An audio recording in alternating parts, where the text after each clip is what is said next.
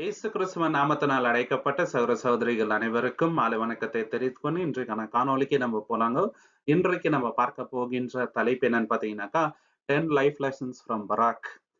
பராக் இடத்திலிருந்து 10 வாழ்க்கை பாடங்களை நம்ம பார்க்க போகின்றோங்க சுருக்கமா. ஏன்னா வேதத்துல ஏராளமான மக்கள் நமக்கு ஒரு இன்ஸ்பிரேஷனா இருக்கிறாங்க.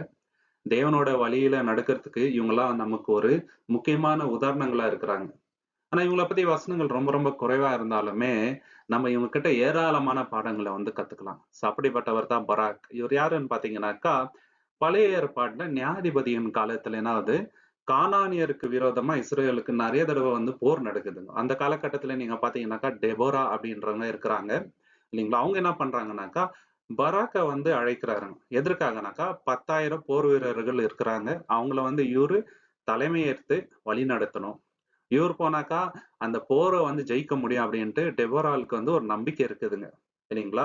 யாருக்கு விரோதமா போறாங்கன்னு பாத்தீங்கன்னாக்கா கானானியருக்கு விரோதமாக ஜபீன் அப்படின்ட்டு ஒரு ராஜா இருக்கிறாரு. அந்த தேசத்தோட தளபதி யாருன்னு பாத்தீங்கன்னாக்கா சிசேரா. சோ இவங்களுக்கு விரோதமா இவங்க போர் செய்ய போக வேண்டும். சோ இதுக்கு பின்னாடி என்னென்ன நடந்துச்சு, சோ இவர்கிட்ட இருந்து நம்ம என்னென்ன கத்துக்கலாம் அப்படின்ட்டு நம்ம முதலாவது பாடம் என்னன்னு பாத்தீங்கன்னாக்கா தேவன் எந்த மாதிரி ஜனங்களை பயன்படுத்துறாரு அவரோட வேலைக்கு இல்ல ஊழியத்துக்குன்னு பாத்தீங்கன்னாக்கா யாரோட மனசு செய்யணும்ன்ற எண்ணம் இருக்குதோ அந்த வில்லிங்னஸ் இல்லைங்களா, அந்த மனசை தான் தேவன் பாக்குறாருங்க. நம்ம கிட்ட ஞானம் இருக்குதா இல்லைங்களா, நம்ம ரொம்ப படிச்சிருக்கிறோமா, ரொம்ப ரொம்ப கல்விமான்களா, புத்திமான்களா, பிரபுக்களா, இல்ல எக்யூப்டா, இதெல்லாம் பாக்கறது இல்லைங்க. தேவன் மனசு எப்படி இருக்குது, தேவனுக்குன்னு ஏதாவது செய்யணும்ன்ற எண்ணம் நம்ம கிட்ட இருந்தா தேவன் வல்லமையா பயன்படுத்துறாருங்க. தேவன் பயன்படுத்தின எல்லாருமே ரொம்ப ரொம்ப ஆர்டினரி பீப்புள் இல்லைங்களா, யாருமே ரொம்ப பெரிய ஆண்கள் இல்லைங்க. ஏராளமானவர் நம்ம ஒருத்தரோட எக்ஸாம்பிள் பார்க்கணும்னா ஆச்சரியமா இருக்குதுங்க. தாவீது ஆடி மேய்ச்சிட்டு இருந்தாரு, அவரை ராஜா ஆக்குனாருங்க. சவுலும் அப்படித்தான் இல்லைங்களா, ரொம்ப சாதாரணமான நிலையில இருந்து வராங்க. கிடியோனும் அப்படித்தாங்க. சொல்லிட்டே போலாங்க. எல்லாருமே ரொம்ப சாதாரண நிலையில இருந்து வந்தாங்க. அப்போஸ்தலர்ஸ் கூட நீங்க பாத்தீங்கன்னாக்கா சாதாரண நிலையில இருந்தவங்க. ஆனா இயேசு கிறிஸ்துவோட நாமத்தை உலகம் ஃபுல்லா போய் பிரசங்கித்தாங்க. வல்லமையா தேவன் பயன்படுத்தினார். அப்படிப்பட்டவர் தான் நம்மளுடைய தேவன். அந்த மனசு நம்ம கிட்ட இருக்குதா. நியாயாதிபதிகள் 4ஆம் அதிகாரம் 6, 7 நம்ம பார்க்கும்போது ஜட்ஜஸ் சாப்டர் 4, 6 and 7ல டெபோரா என்ன பண்றாங்க, பராக்கு கிட்ட போயிட்டு நீ தலைமை ஏற்று இந்த விஷயத்த பண்ணு, 10,000 பேரை நீ லீட் பண்ணி போருக்கு போ அப்படின்ட்டு சொல்றாருங்க. சோ இப்ப பராக் நீங்க பாத்தீங்கன்னாக்கா ஒரு தீர்க்கதரிசி கிடையாது. அவர் ரொம்ப பெரிய போர் வீரனும் அல்ல. ஆனால் தேவன் அவரை தேர்ந்தெடுத்தார். காரணம் என்னன்னாக்கா கேட்கிற காது அவர்கிட்ட இருந்துச்சுங்க. தேவனுக்கு கீழ்ப்படுகின்ற எண்ணம் இருந்துச்சுங்க. நம்ம தேவனுக்கு கீழ்பட்டோன்னு வச்சுங்களேன், நம்ம செய்யக்கூடிய காரியங்களுக்கு தேவன் அவர் பலன் கொடுப்பார் இல்லைங்களா. நம்ம எதுக்காகவும் கவலைப்பட தேவையில்லைங்க. தேவன் நம்மளை அழைச்சிட்டாருன்னு வச்சுங்களேன், கடைசி வரைக்கும் நம்மள வல்லமையா வழி நடத்துவார். அந்த ஒபீடியன்ஸ் இருக்குதா அப்படின்றது தான் தேவன் பாக்குறாருங்க. ரெடியா இருக்கிறோமா, ஆயத்தமா இருக்கிறோமா தேவனுடைய காரியங்களை செய்வதற்கு, அதுதான் ரொம்ப ரொம்ப இம்பார்ட்டன்ட் இல்லைங்களா. அவ்வளவு பெரிய வல்லமையான தேவனுங்க. எக்யூப்டான பீப்புளை யூஸ் பண்ணாருன்னு வச்சுங்க தேவன், அவங்களுக்கு மனசுல என்ன வந்துரும்னாக்கா என்னோட டேலண்ட் அதனால தான் நான் இதை செய்யறேன்ட்டு. அதனாலதான் தேவன் நீங்க பாத்தீங்கன்னாக்கா நார்மலா இருக்கிற லேமனை தான் யூஸ் பண்றாருங்க. ரொம்ப ரொம்ப சாதாரண மக்கள். அப்படிப்பட்ட பராக் என்பவங்க யோசிக்க வேண்டிய கேள்விகள் என்னன்னாக்கா, என்னால முடியாது, இதெல்லாம் நல்லா படிச்சவங்க செய்யக்கூடிய காரியம், என்னால கண்டிப்பா முடியாது, எனக்கு தகுதியே இல்லை அப்படின்ட்டு நம்ம யோசிக்கிறோமா? அப்படி யோசிக்க கூடாதுங்க. தேவன் நம்மளை தகுதிப்படுத்துவார். தகுதி உள்ளவர்களை தேவன் கூப்பிடுறது இல்லைங்க, தகுதி இல்லாதவர்களை தேவன் கூப்பிட்டு அவங்கள தகுதிப்படுத்துவது தான் நம்மளுடைய தேவன் இல்லைங்களா. மோசே கூட நீங்க பாத்தீங்கன்னாக்கா தேவன் அழைக்கும் போது நான் மந்தனா உள்ளவன், என்னால பேச முடியாதுன்னாரு. ஆனா தேவன் வல்லமையா அவரை பயன்படுத்தினாரு இல்லைங்களா. சோ அந்த வில்லிங்னஸ் மனசு இருக்குதா, தேவனுடைய வேலைகளை செய்யறதுக்கு நம்மளுக்கு மனசு இருக்குதா, அதுதான் ரொம்ப ரொம்ப முக்கியம். ரெண்டாவது விஷயம் என்னன்னு பாத்தீங்கன்னாக்கா விசுவாசத்துடன் பயமும் இருக்கலாம் இல்லைங்களா. சில சமயம் ஏன்னா நம்ம எல்லாருமே விசுவாசிகள் தான். இயேசு கிறிஸ்து நாமத்துல நமக்கு நம்பிக்கை இருக்குது, தேவன் மேல நம்மளுக்கு நம்பிக்கை இருக்குது. ஆனாலும் சில சமயங்கள்ல நமக்கு பயம் வந்தே வருதுங்க இல்லைங்களா. இல்லைன்ட்டு யாராலுமே சொல்ல முடியாது. ஆனாலும் தேவன் நம்மளுடைய மனதை அறிவார், நம்மள கைவிடுறது இல்லை இல்லைங்களா. பராக்கும் அப்படித்தான் இருந்தார். நியாயாதிபதிகள் 4ஆம் அதிகாரம் 8வது வசனம், ஜட்ஜஸ் சாப்டர் 4:8. அப்பொழுது பராக் அவளிடம் நீ என்னோடு வந்தால் நான் போவேன், நீ என்னோடு வராவிட்டால் நான் போக மாட்டேன் என்றான். பாத்தீங்களா, டெபரா சொல்றாங்க நீ போய் தலைமை ஏத்து அந்த விஷயத்த வெற்றிகரமா செய்ய தேவன் கூட இருப்பாங்கன்னும் போது நீ என் கூட வந்தாக்கா நான் போவேன் இல்லைன்னா போக மாட்டேன்றாரு பாருங்க. ஒரு குறிப்பிட்ட சமயத்துல அவருக்கும் வந்து சில பயம், அச்சம் இருக்குது இல்லைங்களா? இவங்க கூட வந்தா போறேன்றாருங்க. எப்படி இருக்குது பாத்தீங்களா? ஆனாலும் தேவன் என்னங்க வழி நடத்துனாரு. சோ நம்ம வந்து விசுவாசத்துல கொஞ்சம் கொஞ்சமா தான் அவங்க வளர்ந்துட்டு வரோம். 100% வந்து நம்ம அந்த பயத்துல இருந்து வெளியே வந்துட்டோம்னு சொல்ல முடியாது. ஆனாலும் நம்மளுடைய மனத, நம்மளுடைய அந்த லிமிட்டேஷன்ஸ, அந்த வீக்னஸ வந்து தேவன் வந்து அறிவார். நம்மள வந்து நிராகரித்துக்கு இருக்கிறது இல்லங்க தேவன். இல்லைங்களா? கம்ப்ளீட்டா ஒதுங்குறது இல்ல. இல்லைங்களா? சோ பயம்ன்றது ஒரு பக்கம். தேவனை விட்டு தூர போறதுன்றது இன்னொரு பக்கங்க. அந்த மாதிரி நம்ம இருக்கக்கூடாது. பயம் இருந்தா கூட தேவன் கிட்ட தான் நாம வந்து போகணும். அந்த பயத்தை போக்குங்க தேவனே. இல்லைங்களா? இவர் என்ன பண்ணிட்டாருன்னா பராக்குக்கு தேவனோட சப்போர்ட்டை தான் நாடினாருங்க. பயம் இருந்தா கூட தேவன் வழி நடத்துவாருன்னு தேவன் கிட்ட தான் இருந்தாரு. பயந்து ஓடி போயிடல. இல்லையா? சோ ட்ரூ ஃபேத்ன்றது எப்பவுமே வந்து பயம் இல்லாம இருக்குன்ட்டு சொல்ல முடியாதுங்க. பயம் லிட்டில் பிட் ஆஃப் அந்த ஃபியர் வந்து வந்தே வருதுங்க. இது நம்ம கிட்ட இருக்கிற அந்த வீக்னஸ், மாம்சத்தோடைய வீக்னஸ் இது எல்லார்கிட்டயுமே இருக்குது. ஆனால் தேவனுக்கு நம்ம வந்து கீழ்ப்படியணும். தேவன் கிட்ட தான் போகணும். தேவனே இந்த பயத்தை போக்குங்க தேவனே. பராக் போல இப்ப யோசிக்க வேண்டிய விஷயம் என்னன்னு பாத்தீங்கன்னாக்கா, நம்ம வந்து பயப்படுறோமா? இந்த பயப்படுறதுனால தேவனை விட்டு தூரம் போறோமா? நம்மளுடைய லைஃப்ல டெபரா மாரி யார் இருக்கிறாங்க? இல்லைங்களா? நமக்கு வந்து விசுவாசம் கொஞ்சம் குறையும் போது, இல்ல பயப்படும் போது, யாராவது ஒருத்தர் நம்மள வந்து தூக்கி விடுவாருங்க. அந்த மாதிரி நம்ம பிரதர்ஸ் அண்ட் சிஸ்டர்ஸ் கிட்ட பழகணும். இல்லைங்களா? நமக்கு வந்து ஒரு என்கரேஜ்மெண்டா இருப்பாங்க. அப்போஸ்தலனாகிய பவுலுக்கு வந்து பர்னபா அப்படின்ட்டு ஒருத்தர் இருந்தாருங்க. அதனால ரொம்ப பெரிய ஊழியக்காரர் ஆனாரு.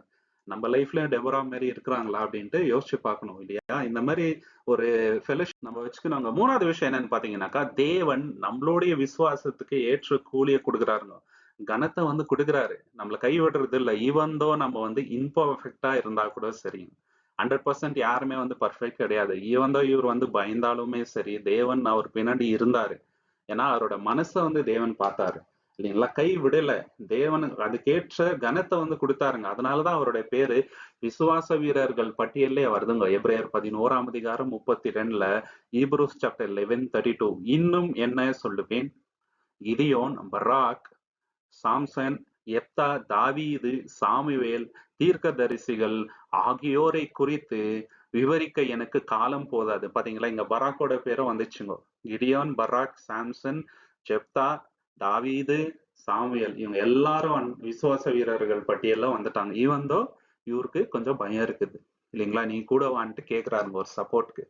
ஆனாலும் தேவன் வந்து அவரோட உள்ளத்தை பார்த்தாருங்க. தேவன் மேல அவருக்கு விசுவாசம் இருந்துச்சுங்க சகோதர சகோதரி. அதனாலதான் பராக்கோட பேர் இங்க வருதுங்க. இல்லைங்களா? அவர் வந்து எஸ்டேட் பண்றாரு. போறதுக்கு கொஞ்சம் யோசிக்கிறாரு. ஆனா தேவன் வந்து அவரை விட்டு கொடுக்கல பாருங்க. அவரோட பேரை வந்து மென்ஷன் பண்றாரு. ஏன்னா தேவன் நம்மளுடைய கீழ்ப்படிதலை அறிவார். இல்லைங்களா? அவ்வளவு ஈஸியா நம்மளை விட்டு கொடுக்கிறவர் அல்ல. நம்ம இம்பர்ஃபெக்டா இருந்தா கூட தேவன் நம்மளை நேசிக்கிறாருங்க. தேவன் நம்மளை வந்து பயன்படுத்தினாருங்க. இல்லைங்களா? சில பேர் வந்து ஏன்னா இவரே இப்படிங்கிறாருன்னு யோசிப்பாங்க. ஆனா அவருடைய பேரை வந்து தேவன் பரலோகத்துல எழுதிட்டாருங்க. விசுவாச வீரர்கள் பட்டியல்ல அவர் பேர் எழுதிட்டாருங்க. ஈவன் தான் அவர்கிட்ட இந்த குறைபாடு இருந்தாலுமே கூட அது நம்மளுடைய தேவனுங்க. நம்ம தேவனுக்காக சின்ன விஷயத்த பண்ணா கூட தேவன் அதை மறக்கிறவர் கிடையாதுங்க. உண்மை இல்லவர் நம்மளுடைய தேவன். அதை ரெக்கார்ட் பண்ணி வைக்கிறார் பாத்தீங்களா? சோ இப்போ தேவன் நம்மள பயன்படுத்துவார் அப்படின்ற நம்பிக்கை நம்ம கிட்ட இருக்குதா? இருக்கணுங்க. நம்ம எப்படி இருந்தாலும் தேவன் நம்மள பயன்படுத்துவார். அதுக்கு நம்ம வந்து இடம் கொடுக்கணும் இல்லைங்களா? ரொம்ப ஸ்ட்ராங்கா விசுவாசத்துல இருக்கிறவங்கள மட்டும் தான் தேவன் பயன்படுத்துவாருன்ட்டு அல்ல. இல்லைங்களா? தேவன் யாரை வேணாலும் பயன்படுத்துவார். ஒரு கழுதைய கூட பயன்படுத்தி பேச வச்சாருங்க தேவன். அப்படிப்பட்டதுதான் நம்மளுடைய தேவன். எல்லாருக்கும் ஒரு ரோல் இருக்கு. இல்லையா? சோ நம்மளுக்கு அந்த என்கரேஜ்மெண்ட் வருதா? இல்லைங்களா? நான் பெர்ஃபெக்ட் இல்ல அப்படின்னு நினைச்சுட்டே இருக்கிறோமா? இல்ல தேவனுக்காக முழு மூச்சா வந்து நம்ம கீழ்ப்பட்டு அவருக்காக ஊழியத்தை செய்யறோமா? யோசிச்சு பார்க்கணுங்க. 4வது விஷயம் என்னன்னு பாத்தீங்கன்னாக்கா, விக்டரி அப்படின்றது தேவனால மட்டும்தான் வருங்க. நம்மளால வராது. இல்லைங்களா? வெற்றி எப்போதுமே கர்த்தருக்கு சொந்தமானது. நம்ம லைஃப்ல என்ன சக்சஸ் வந்தாலும் சரி, நம்ம எந்த உயரத்துக்கு போனாலும் சரி, அது எல்லாமே தேவன் நம்மளுக்கு கொடுக்கின்ற கனிங்க. தேவன் இல்லைன்னா நம்ம ஒண்ணும் இல்ல. தூசு, மண்ணு தான் இல்லைங்களா? இத வந்து நம்ம மறக்கவே கூடாது. நியாயாதிபதிகள் 4ஆம் அதிகாரம் 14வது வசனம், ஜட்ஜஸ் சாப்டர் 4:14 அப்பொழுது தெபொராள் பராக்கை நோக்கி, எழுந்திரு, இன்றே கர்த்தர் சிசராவை உன் கையில் அடைத்திருக்கின்றார். கர்த்தர் உனக்கு முன்னே புறப்பட்டு செல்லவில்லையா என்றாள். அப்பொழுது பராக் தாபோர் மலையில் இருந்து இறங்கி அவனை தொடர்ந்து 10,000 பேர் சென்றார்கள். பாத்தீங்களா? இன்னும் நடக்கவே இல்லைங்க. இன்னும் அந்த வார் ஆவேல. ஆனாலும் டெபோரா என்ன சொல்றாங்க? கர்த்தர் இன்னைக்கு உன் கையில ஒப்பு கொடுக்கிறாரு. கர்த்தர் உன் கூட இருக்கிறாரு. நீ போ அப்படின்றாங்க. சரிங்களா? கர்த்தர் மூலியமா வெற்றி வரப்போகுதுன்றத ஆல்ரெடி இவங்க வந்து கணிச்சுட்டாங்க. அந்த அளவுக்கு விசுவாசம் இருக்குதுங்க. ஏன்னா, ஒண்ணு மட்டும் இவங்களுக்கு நல்லா தெரிஞ்சுச்சுங்க. இவங்க பின்னாடி 10,000 பேர் இருக்கிறாங்க சேனை. அவங்களால வெற்றி வர்றது இல்ல. தேவனால மட்டும் தான். நம்ம கூட 1000 பேர், 10,000 பேர், கோடி பேர் இருக்கலாங்க சப்போர்ட் பண்றதுக்கு. ஆனா தேவன் இல்லன்னா, நம்ம லைஃப்ல வந்து சக்சஸ்ன்றது வரவே வராதுங்க. இதுதான் வந்து நிதர்சனமான உண்மை. இல்லைங்களா? சோ அன்னைக்கு இவங்களுக்கு எப்படி வந்து வெற்றி வந்ததுனாக்கா, இவங்களோட ஸ்ட்ராட்டஜினால வரல. இவங்களோட பலத்தினால வரல. தேவனால தான் வந்துச்சு. அதை இவங்க வந்து 100% உணர்ந்தவங்களா இருக்கணும். நம்மள வந்து உணரணும். இல்லைங்களா? அந்த சிசரா கிட்ட நெறைய சேரியட்ஸ் இருந்துச்சுங்க. அந்த சாரியட்ஸ் எல்லாரும் பார்த்து பயப்படுறாங்க. பக்கத்து ஊர்ல இருக்கிறவங்களா இல்லைங்களா? ஆனாலும் தேவன் முன்பாக அவர் ஒண்ணுமே இல்ல. இல்லைங்களா? He was powerless. தேவனோட பவருக்கு முன்னாடி எதுவுமே கிடையாது. எவ்வளவு பெரிய சேனை வந்தாலும் தேவன் தான் அல்டிமேட். இன்னைக்கு இஸ்ரேலுக்கு விரோதமா பெரிய பெரிய சேனைகள் எல்லாம் வராங்க அச்சுறுத்துறதுக்கு. ஆனாலும் ஒண்ணும் செய்ய முடியல. காரணம் தேவன் பின்னாடி இருக்கிறாருங்க. தேவன் பின்னாடி எதுவுமே ஒண்ணும் கிடையாது. இல்லைங்களா? இன்னைக்கு நம்ம யோசிச்சு பார்க்கணுங்க. நம்ம லைஃப்ல எவ்வளவு வெற்றி வரலாங்க. இல்லைங்களா? நம்ம உயர்ந்த இடத்துக்கு போலாம். யாருக்கு கிரெடிட் கொடுக்குறோம்? தேவனால தான் எனக்கு இந்த வெற்றி வந்துச்சு அப்படின்னு சொல்லிட்டு எல்லார் முன்னாடியும் அறிக்கையிடுறோமா? இல்ல என்னால தான் அப்படின்ட்டு யோசிக்கிறோமா? அப்படி இருக்கக்கூடாது இல்லைங்களா? தேவன் மேல 100% நம்பிக்கை இருக்குதா? தேவன் என் கூட இருந்தா என்ன மாதிரி பேட்டல் ஆனாலும் என்னால ஃபேஸ் பண்ண முடியும். என்ன மாதிரி ப்ராப்ளம் வந்தாலும் என்னால அத வந்து தாங்க முடியும், ஜெயிக்க முடியும்ன்ற நம்பிக்கை நம்ம கிட்ட இருக்குதா? யோசிச்சு பார்க்கணும் இல்லைங்களா? 5வது விஷயம் என்னன்னு பார்த்தீங்கன்னாக்கா, தேவன் என்ன பண்றாருன்னு எப்போதுமே நம்மள வழிநடத்துறாரு. எப்படி? ஒரு தெய்வீகமான மனிதர்கள அனுப்பி, அவங்க மூலியமா நமக்கு வந்து ஆலோசனை குடுத்து நம்மள வந்து வழிநடத்துறாரு. இல்லைங்களா? இந்த ஆவிக்குரிய போராட்டத்துக்கும் சரி, நமக்கு ஆவிக்குரிய ஆலோசனை தேவைங்க. அது எப்படி வரும்னு நீங்க பார்த்தீங்கன்னாக்கா, வெறும் பைபிள் படிச்சுனே இருந்தா மட்டும் வராதுங்க. ஆவிக்குரிய சகோதர, சகோதரி மூலியமா தேவன் நம்மகிட்ட வந்து பேசுவாரு.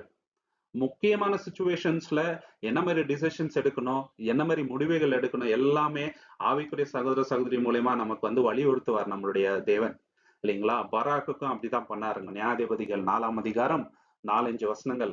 அந்த காலத்தில் லபோதோத்தின் மனைவியான தீர்க்கதரிசியான தெபொராள் இஸ்ரவேலை நியாயம் தீர்த்தாள். பாத்தீங்களா? இஸ்ரவேல நியாயம் தீர்த்து இஸ்ரவேலுக்கு நல்ல ஆலோசனை யார் கொடுக்குறாங்கனாக்கா, இந்த தீர்க்கதரிசி ஆகிய தெபொராள். இஸ்ரவேல் ஜனங்களுக்கு இவங்க வந்து வழி நடத்துனாங்க. எப்படின்னாக்கா தெய்வீக ஆலோசனை மூலியமா. ஏன்னா தேவனுடைய தீர்க்கதரிசிங்க. தேவன் இப்படித்தான் வழி நடத்துறார் இல்லைங்களா? அவள் எபிரயாம் மலையில் உள்ள ராமாவுக்கு பெத்தேலுவுக்கும் நடுவே தெபொராளின் பேரீச்ச மரம் கீழ் குடியிருந்தாள். இஸ்ரவேல் புத்திரர் நியாய தீர்ப்புக்காக அவளிடத்தில் வந்தார்கள். எல்லாருமே அவங்க கிட்ட தான் வராருங்க. அவங்க கிட்ட வந்து கேக்குறாருங்க, இது சரியா? நியாய தீர்ப்பே அவங்க தான் கொடுக்குறாரு. ஏன்னா தேவனுடைய ஆவி அவங்க கிட்ட இருந்துச்சுங்க. தேவன் என்ன பண்றாரு? பராக்கு கிட்ட டைரக்டா வந்து பேசாம தெபொராள் மூலியமா பராக்கு கிட்ட வந்து பேசுறாருங்க. எப்போதுமே நம்ம ஆவிக்குரிய வளர்ச்சி அடையணும்னா தேவன் என்ன பண்றாருங்க? இந்த காட்லி கவுன்சிலிங் தேவன் வந்து ஆவிக்குரிய சகோதர சகோதரி மூலியமா நமக்கு தராருங்க. இனி கூட வசனத்தின் மூலியமா எப்படி பேசுறாரு? சகோதரர்கள் மூலியமா நம்ம கிட்ட தேவன் வந்து பேசுறாருங்க. அந்த கவுன்சிலிங்க வந்து நம்ம கரெக்டா எடுத்துக்கணுங்க சகோதர சகோதரி. யோசிக்க வேண்டிய கேள்வி என்னன்னாக்கா, இந்த கவுன்சிலிங்க நம்ம எடுத்துக்கிறோமா? அது தேவனுடைய வார்த்தையை எடுத்துக்கணுங்க. இல்லைங்களா? ஒரு சகோதரனோ சகோதரியோ நம்ம கிட்ட வந்து வேதத்தின் அடிப்படையில பேசும்போது தேவன் தான் நம்ம கிட்ட பேசுறாங்க. கரெக்டான டைம்ல நமக்கு ஒரு ஆலோசனை குடுக்குறாங்கன்ட்டு நமக்கு அது வந்து வேல்யூ குடுக்கணும் நம்ப. இல்லைங்களா? உதாசீனப்படுத்தக்கூடாதுங்க. நம்மகிட்ட அந்த ஹியூமிலிட்டி இருக்குதா? மத்தவங்க நம்மகிட்ட வந்து தேவன் பத்தி பேசும்போது நம்ம ஏத்துக்கிறோமா? மனத்தாழ்மை நம்மகிட்ட இருக்குதா? அப்படின்ட்டு யோசிச்சு பார்க்கணுங்க. பராக்கு கிட்ட அந்த மனத்தாழ்மை இருக்குது இல்லைங்களா? அடுத்த விஷயம் என்னன்னு பார்த்தீங்கன்னாக்கா, எப்போதுமே தேவன் ஒரு விஷயத்த கூப்பிட்டு செய்ய சொன்னாக்கா, இம்மீடியட்டா நம்ம என்ன பண்ணணுங்க? கீழ்ப்படியணும். டிலே பண்ணக்கூடாது. இல்லைங்களா? ரொம்ப டிலே பண்ணேன்னு வச்சுங்களேன், நமக்கு வர வேண்டிய மகிமை வந்து வேற ஒருத்தருக்கு போகும். அதேதான் பராக்கோட லைஃப்லயும் ஆயிடுச்சு. அவர் கொஞ்சம் டிலே பண்றாருங்க. தாமதிக்கிறார். அப்ப என்ன ஆகுதுனாக்கா, இந்த டெபொராள் ஒரு வார்த்தை சொல்றாருங்க. நியாயாதிபதிகள் 4ஆம் அதிகாரம் 9வது வசனம், ஜட்ஜஸ் சாப்டர் 4:9ல அவள், நான் நிச்சயமாக உன்னோட வருவேன். ஆனாலும் நீ போகின்ற வழியில் உனக்கு கௌரவம் இருக்காது. கர்த்தர் சிசெராவை ஒரு ஸ்திரீயின் கையில் ஒப்படைப்பார் என்றாள். பாத்தீங்களா? நான் உன் கூட வரேன். ஆனா உனக்கு அந்த கௌரவம் வராது. ஏன்னா நீ கொஞ்சம் லேட் பண்ற. இவர் இம்மீடியட்டா நான் போறேன்னு சொல்லியிருந்தாருன்னா, கம்ப்ளீட்டா அந்த கனமகிமை இவருக்கே வந்திருக்கும். இல்லைங்களா? பராக் என்ன பண்ணிட்டாருனாக்கா, அந்த ஒரு பேட்டில்ல வந்து வின் பண்ணிட்டாங்க. இல்லைங்களா? அந்த போரை வந்து ஜெயிச்சுட்டாங்க. ஆனா, அந்த மகிமை யாருக்கு போச்சுனாக்கா, ஜாஹேல் அப்படின்ற ஒரு சகோதரிக்கு போயிடுச்சுங்க. அந்த சகோதரி என்ன பண்றாங்க, சிசராவ வந்து சாவடிச்சுடுறாங்க. பாத்தீங்களா? சோ, எப்போதுமே வந்து நம்ம என்ன பண்ணணும்னாக்கா, தேவனுக்கு கீழ்ப்படிட்டே இருக்கணுங்க. தேவனுடைய காரியத்த வந்து நம்ம செஞ்சுட்டே இருக்கணும். நம்ம கொஞ்சம் டிலே பண்ணிட்டு, ரொம்ப காம்ப்ளசன்ட்டா, கம்ஃபர்டபுளா வாழணும்னு நெனச்சோம்னு வச்சுக்கங்களேன், நம்மளுடைய இடத்துக்கு வேற ஒருத்தர தேவன் வந்து நியமனம் பண்ணிடுவாருங்க. அந்த அழைப்ப வந்து சாதாரணமா எடுத்துக்க கூடாது. அவரோட ரெகக்னிஷனே வந்து இழந்துட்டாருங்க பராக் இந்த இடத்துல. சோ இந்த மாதிரி ஆயிடாங்க. சோ இப்ப யோசிக்க வேண்டிய கேள்வி என்னன்னாக்கா, தேவன் நமக்கு ஒரு கட்டளை இட்டால், நமக்கு ஒரு காரியத்தை கொடுத்திருந்தா, நம்ம அதை செய்யறதுக்கு வந்து சோம்பேறிப்படுறோமா, இல்ல ஹெசிடேட் பண்றோமா, ரொம்ப ரொம்ப லேட்டா அதுக்கு ரியாக்ட் பண்றோமா, யோசிச்சு பார்க்கணும். அப்படி பண்ணோம்னு வச்சுங்களேன், நிறைய விஷயத்த நம்ம வந்து இழக்க வேண்டி இருக்கும். இல்லைங்களா? சோ அந்த டிலேனா வந்து பாத்தீங்கன்னாக்கா, நம்மளுடைய ஆவிக்குரிய வளர்ச்சிக்கு ஒரு தடையாயிடும். தேவன் திரும்ப திரும்ப நமக்கு வந்து ரியலைசேஷன் குடுத்துட்டே இருப்பாரு. ரிமைண்ட் பண்ணிட்டே இருப்பாரு. அத நம்ம ஏத்துக்கலன்னு வச்சுக்கங்களேன், அந்த இடத்துக்கு வேற ஒருத்தர் வந்துருவாங்க. 7வது விஷயம் என்னன்னு பாத்தீங்கன்னாக்கா, தேவன் நமக்காக எப்போதுமே வந்து என்ன பண்ணுவாருங்க, போராட்டம் செய்வார், யுத்தம் செய்வார். எப்போ? நம்ப அவருக்கு கீழ்ப்படியும்போது. நம்ம அவர் கீழ்ப்பட்டு உண்மையா இருந்தோம்னு வச்சுங்களேன், நமக்கு பதிலாக தேவன் நமக்காக போராடுவார். அப்படிப்பட்டவர் தான் நம்மளுடைய தேவன். நியாயாதிபதிகள் 5ஆம் அதிகாரம் 20, 21 ஜட்ஜஸ் சாப்டர் 5, 20 and 21 வானத்திலிருந்து யுத்தம் செய்தார்கள். நட்சத்திரங்கள் தங்கள் பாதையில் இருந்து சிசேராவுக்கு விரோதமாய் யுத்தம் செய்தன. சிதோன் நதி அவர்களை அடித்து சென்றது. அந்த பழைய நதி, சிசோன் நதி, என் ஆத்துமாவே நீ பலத்தை குலைத்தாய். பாத்தீங்களா? வானத்திலிருந்து யுத்தம் செய்தார்கள். தேவன் இவ்வளவு விஷயத்த பண்ணாருங்க. ஒரு நேச்சரை வந்து அவங்களுக்கு சாதகமா பயன்படுத்துறாரு. ஏன்னாக்கா, இவங்க அந்த யுத்தத்துல வந்து ஜெயிக்கணும். அவங்களோட பலத்தினால முடியாது. அதனால தேவன் என்ன பண்றாருனாக்கா, அவரோட பலத்தை காட்டுறாருங்க. ஏன்னாக்கா, அவங்க வந்து தேவனுக்கு கீழ்ப்பட்டாங்க. தேவனோட வழியில நடக்கிற ஜனங்களா இருந்தாங்க. தேவனுடைய வல்லமை அங்க வந்து காமிச்சாருங்க. இல்லைங்களா? சிசரோட ஸ்ட்ரென்த்தை பார்த்து எல்லாரும் பயப்படுறாருங்க. அவ்வளவு சேரியட்ஸ் அவர்கிட்ட இருந்துச்சு. அவ்வளவு வல்லமையான ஒரு போர் வீரனா அவர் இருந்தாருங்க. ஆனா தேவனுக்கு முன்னாடி ஒண்ணும் இல்லைங்க. இல்லைங்களா? அவங்களோட டவுன்ஃபால் அதனால வந்துச்சு.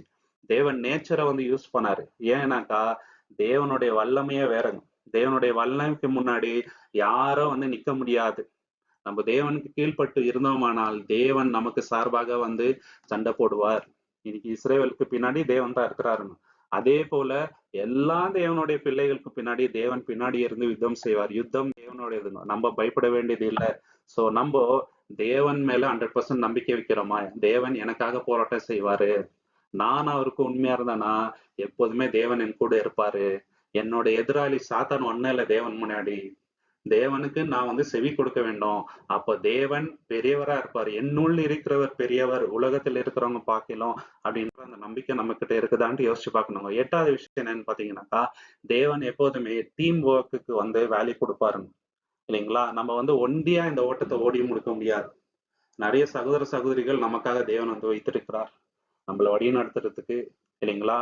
நமக்கு எப்போதுமே வந்து என்கரேஜ்மெண்ட் பண்றதுக்கு, கம்ஃபர்ட் பண்றதுக்கு, எக்ஸார்ட் பண்றதுக்கு சகோதர சகோதரிகள் இருக்கிறாங்க. இல்லைங்களா? அதே மாதிரிதான் பராக்கு கூட ஒண்டியா போய் ஜெயிக்கல. 10,000 பேர் இருந்தாங்க, டெபரா இருந்தாங்க. இவங்க எல்லாரும் சேர்ந்துதான் இந்த ஒரு மகிமையான விஷயத்த வந்து செய்தாங்க. தேவன் பின்னாடியே இருந்தார். இல்லைங்களா? இந்த விஷயத்துக்கு தேவன் எப்போதுமே வேல்யூ கொடுக்குறாருங்க. நியாயாதிபதிகள் 5ஆம் அதிகாரம் 1வது வசனம் ஜட்ஜஸ் சாப்டர் 5 verse 1 அந்நாளிலே தெபொராலும் அபினோவாவின் மகனாகிய பராக்கும் இவ்விதமாக பாடினார்கள். பாத்தீங்களா? 2 பேரும் சேர்ந்து தேவனை துதிச்சு பாடுறாங்க. காரணம் தேவன் தான் அந்த வெற்றியை வந்து கொடுத்தாரு. இல்லைங்களா? டுகெதரா அந்த வந்து விக்டரியை வந்து செலிப்ரேட் பண்றாரு. பொறாமை, இல்லைங்களா? நான் பெரியவன் நீங்க சிறியவங்கன்ற எண்ணம் இருந்தா ஒற்றுமையா இருக்க முடியாது. ஒற்றுமையில எப்போதுமே பலன் இருக்குதுங்க. ஆவியில ஒருமைப்பாடு இருக்கணும். தேவன் அதை தான் வந்து விரும்புறாருங்க. தேவன் வந்து இன்டென்ஷனலா பண்றாரு. 2 பேரும் ஒண்ணா வரணும்ட்டு தேவனுடைய சித்தமாக இருக்கிறது. எப்போதுமே நம்ம யூனிட்டியா இருக்கும்போது வல்லமையான விஷயத்த வந்து பண்ணலாங்க. ஆதி சபையில கூட நீங்க பாத்தீங்கன்னாக்கா, சபையார் அனைவரும் எப்படி இருந்தாங்க? ஒரு மனதா இருந்தாங்க. ஒரே ஆவியில இருந்தாங்க. அதனால சபை வந்து வளர்ந்துச்சுங்க. ஊழியத்தை வந்து வல்லமையா பண்றாருங்க. ஜெபத்துல வந்து அவ்வளவு வல்லமை இருந்துச்சு. ஏன்னா எல்லாரும் ஒருமனப்பட்டு ஆவியில வந்து ஜெபம் பண்றாங்க. அந்த சகோதர ஐக்கியம் வந்து அவ்வளவு ஸ்ட்ராங்கா அவங்க கிட்ட இருந்துச்சுங்க சகோதர சகோதரி. இதுக்கு ரொம்ப ரொம்ப இம்பார்ட்டன்ஸ் கொடுக்கணுங்க. இப்ப யோசிக்க வேண்டிய கேள்வி என்னன்னாக்கா, நான் தனியா ஊழியம் செஞ்சுட்டு இருக்கிறேனா இல்ல எல்லார் கூடயும் சேர்ந்து வந்து நான் பண்ணிட்டு இருக்கிறேன். ஏன்னா தனியா வந்து நம்ம நிக்க முடியாதுங்க. நம்ம சபையாக தான் இந்த ஒரு ஆவிக்குரிய போராட்டத்தை போராட வேண்டும். சபையாக தான் தேவன் நம்மள வந்து வைத்திருக்கின்றார். இல்லைங்களா? நம்ம எல்லாரும் ஒரு பாடியில இருக்கிற டிஃபரெண்ட் டிஃபரெண்ட் ஆர்கன்ஸ். எல்லாருக்கும் ஒரு ஒரு வேலை தேவன் வந்து குடுத்திருக்கிறாரு. ஆனா நம்ம ஒரு சபையாக தான் இருந்து அந்த வேலைய செய்யணும். இல்லைங்களா? இன்னொரு முக்கியமான கேள்வி என்னன்னாக்கா, மத்தவங்கள வந்து நான் கனம் பண்றேனா? நம்ம கூட எத்தனையோ பேர் வந்து சப்போர்ட்க்கு நிப்பாங்க இல்லைங்களா? பிரேயர் பண்ணுவாங்க நமக்காக. ஏதோ ஒரு விதத்துல நமக்கு என்கரேஜ்மென்ட்டா இருப்பாங்க. நமக்கு ஆலோசனை சொல்லுவாங்க. அவங்கள வந்து கனம் பண்றோமா? இல்லைங்களா? கனம் பண்ணதுக்கு ரெடியா இருக்கிறோனா? இது வந்து ரொம்ப முக்கியமான கேள்விங்க. அப்போஸ்தலனாகிய பவுல் என்ன பண்றாருங்க, ஒரு ஒரு புக்லயும் அவர் கூட யாரெல்லாம் ஊழியத்துக்கு சப்போர்ட் பண்ணாங்களோ, அது சின்னதா இருக்கட்டும், பெருசா இருக்கட்டும், எல்லாத்தையும் வந்து என்னங்க மென்ஷன் பண்றாருங்க. பேரு பேராக வந்து அறிவிக்கின்றார். அப்படி இருக்கணுங்க நம்மளுடைய கேரக்டர். 9வது விஷயம் என்னன்னு பார்த்தீங்கன்னாக்கா, தேவன் நம்மள பத்தி நினைவு கூறும்போது எப்போதுமே பாசிட்டிவான விஷயங்கள தான் நினைவு கூர்றாரு. நம்மளுடைய கரேஜ், தேவனுக்காக நம்ம செஞ்ச விஷயங்கள தான் நினைவு கூர்றாரு. ஏராளமான நெகட்டிவ் ஷேட் கூட நம்மகிட்ட இருக்கும் இல்லைங்களா? தப்பான விஷயங்கள பண்ணியிருப்போம். ஆனா அத வந்து நினைவு கூர்றது இல்ல. ஏராளமான பாவங்கள வந்து நம்ம செய்திருப்போம் கண்டிப்பா. ஆனா தேவன் அத நினைவு கூர்றவர் அல்லங்க. தேவனுக்காக என்ன செய்திருக்கோம் பாசிட்டிவா? அத நினைவு கூர்றது தான் நம்மளுடைய தேவன் இல்லைங்களா? எபிரேயர் 11ஆம் அதிகாரம் 34வது வசனம், ஹீப்ரூஸ் சாப்டர் 11:34. இங்க வந்து விசுவாச வீரர்கள பத்தி சொல்லும்போது எல்லாமே பாசிட்டிவான விஷயங்கள தான் வந்து தேவன் நினைவு கூர்றாரு பாருங்க. அக்னியின் வன்மையை அணைத்தார்கள், பட்டயத்தின் வாய்க்கு தப்பினார்கள், பலவீனத்தில் இருந்து பலன் அடைந்தார்கள், யுத்தத்தில் வல்லமையாய் இருந்தார்கள், அந்நியருடைய சேனைகளை உடை செய்தார்கள். பாத்தீங்களா? இங்க எல்லாமே பாசிட்டிவாவே சொல்லிட்டு இருக்கிறாரு. ஏன்னாக்கா தேவன் அவங்க மனசதாங்க பார்த்தாரு. அவங்க கிட்ட இந்த விசுவாசத்தா பார்த்தாரு. இல்லையா? பராக்கோட லைஃப் நம்ம பார்க்கும்போது ஸ்டார்டிங்ல வந்து கொஞ்சம் ஹெசிடேட் பண்ணாருங்க. ஆனா பவர்ஃபுல்லா முடிஞ்சிச்சு அவரோட லைஃப். இன்னைக்கு வரைக்கும் அவரை பத்தி நம்ம பார்க்கிறோம். இல்லையா? லாஸ்ட் சென்டென்ஸ் தேவன் நம்மள பத்தி எழுதும்போது பாசிட்டிவா எழுதுறாருங்க. நம்மளுடைய ஃபெயிலியர் பத்தி அவர் அதிகமா வந்து நினைவு கூர்றது இல்லைங்க. நம்மளுடைய மிஸ்டேக்ஸ் பத்தி நினைவு கூர்றது இல்லைங்க. நம்மளுடைய விசுவாசத்தையும் கீழ்ப்படிதலும் தான் தேவன் வந்து நினைவு கூறாரு. இல்லையா? சோ நம்ம தேவனுக்கு விரோதமா தவறுகள் செய்யும் போது அதை பத்தியே நினைச்சிட்டு உட்காந்துட்டு இருக்கிறோமா? சாத்தான் தான் இந்த மாதிரி எண்ணத்தை வந்து விதைக்கிறதுங்க. ஒண்ணு நம்ம வந்து மறந்துடக்கூடாது. தேவனுடைய கிருபை வந்து நம்மளுடைய மிஸ்டேக்ஸ்னா ரொம்ப பெரிய விஷயம். இல்லைங்களா? நம்மள தேவன் வந்து ஒதுக்குறது இல்லைங்க. தேவன் கிட்ட திரும்பி போயிட்டு, தேவனை வல்லமையா என்னை பயன்படுத்துங்கப்பா. உங்களுடைய ஊழியத்துக்கு நான் வந்து செய்யணும் தகப்பனே. என்னை யூஸ் பண்ணுங்க தேவனேன்னு கேட்கும்போது, தேவன் நம்மள வந்து யூஸ் பண்ணுவாரு. இல்லைங்களா? தேவன் எப்போதுமே பெரியவருங்க. தேவன் நினைச்சா நம்மளுடைய வீக்னஸ் வந்து ஸ்ட்ரென்த்தா மாத்த முடியுங்க சகோதரர். அது நம்ம மறந்துடக்கூடாதுங்க. 10வது விஷயம் என்னன்னு பாத்தீங்கன்னாக்கா, தேவன் எப்போதுமே சாதாரண மனிதரை கொண்டு பெரிய காரியங்களை வந்து செய்றாருங்க. பெரிய பெரிய ரட்சிப்பை வந்து சாதாரண மனிதர்களை கொண்டு கொண்டு வராருங்க தேவன். இப்படிப்பட்டவர் தான் நம்மளுடைய தேவன் இல்லைங்களா? நியாயாதிபதிகள் 4ஆம் அதிகாரம் 23, 24, ஜட்ஜஸ் சாப்டர் 4, 23 and 24. அந்நாளிலே தேவன் கானானின் ராஜாவாகிய ஜெபினை இஸ்ரவேல் புத்திரருக்கு முன்பாக தாழ்த்தினார். இஸ்ரவேல் புத்திரருடைய கை கானானின் ராஜாவாகிய ஜெபினுக்கு விரோதமாக வல்லமை அடைந்தது. அவனை முற்றிலும் அழித்தது. பாத்தீங்களா? முற்றிலும் வந்து சாவடிக்கிறாங்க.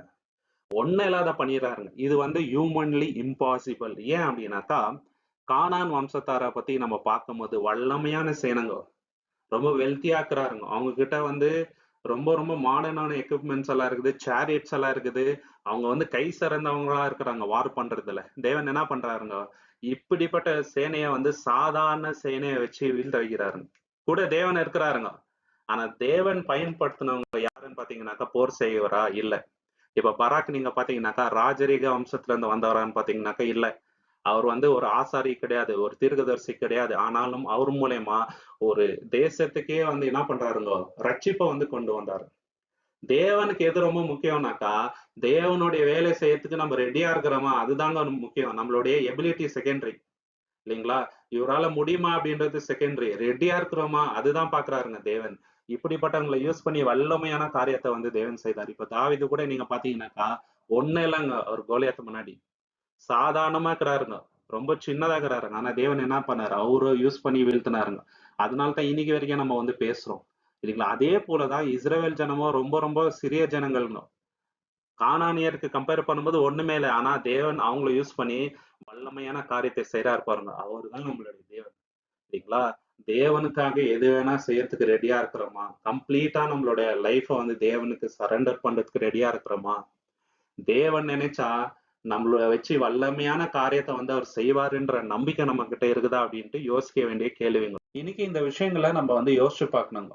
பராக்கு கிட்ட ஏராளமான விஷயங்களை வந்து நம்ம கத்துக்கலாங்க. அதுல முதலாவது என்னன்னு பாத்தீங்கன்னாக்கா, எது வந்து தேவனுக்கு பிரியமான வாழ்க்கை அப்படின்றத அவர் நல்லா உணர்ந்தவரா இருந்தார்.